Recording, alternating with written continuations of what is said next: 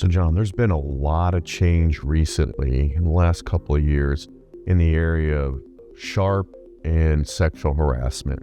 Most notably, they've made it a specific violation of the Uniform Code of Military Justice. I think it's Article 107 Alpha, where sexual harassment is now a specified crime rather than just being a violation of a lawful order. So what does a soldier do, or what does a service member do if they're facing not sexual assault, which is very similarly related, but an allegation of sexual harassment?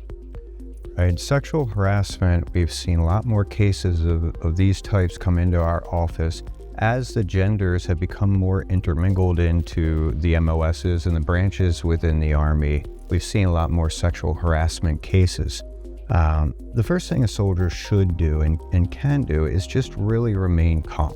Okay? Understand that this is a process where an investigation needs to take place, and you are going to be looked at throughout this investigation for your conduct and how you handle yourself throughout the investigation. So first, stay calm.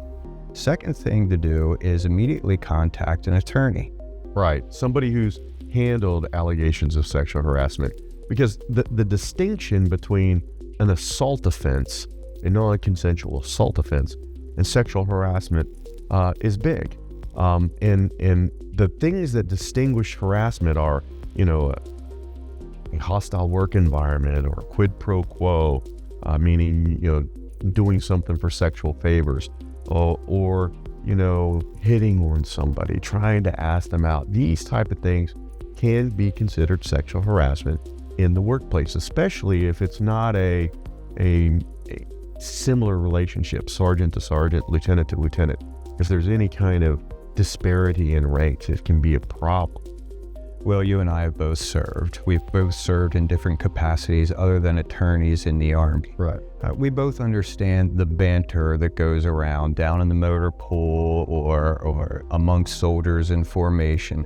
Many times these passing comments that may otherwise seem innocent and innocuous, these little innuendos that normally go on with soldierly banter can constitute a sharp violation, or at the very least will be looked into and investigated, taken very seriously. One of the things that frustrates me the most, so let's say you and I have a collegial relationship, and what's okay for me to say to you and you to say to me is perfectly fine.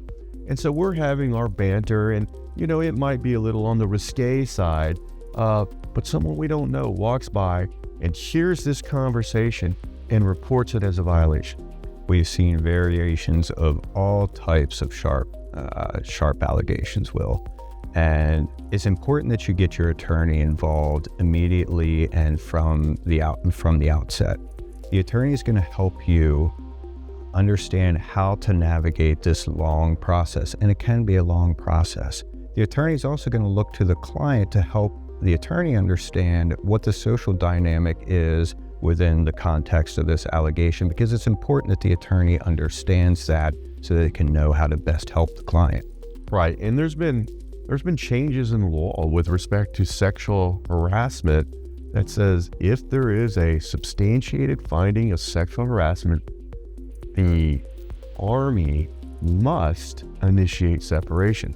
So the consequences of a substantiated finding go far beyond just the good old days where it's like, you stop that.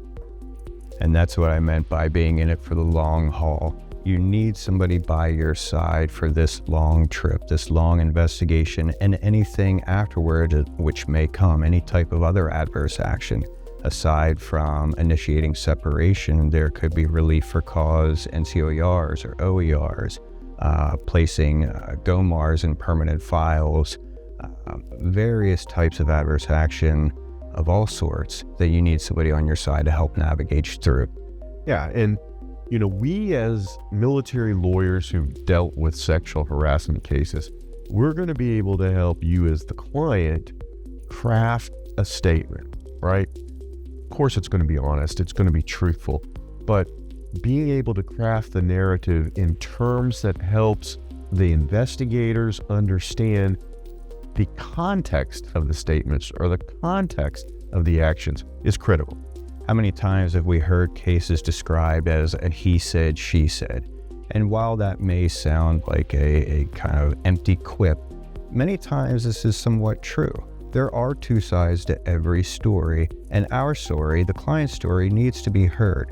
Also understand that the investigating officer is under a timeline. They are not a trained investigator, and they're working against a timeline to finish the investigation in a hurried way so that they can get back to their other business, their other duties.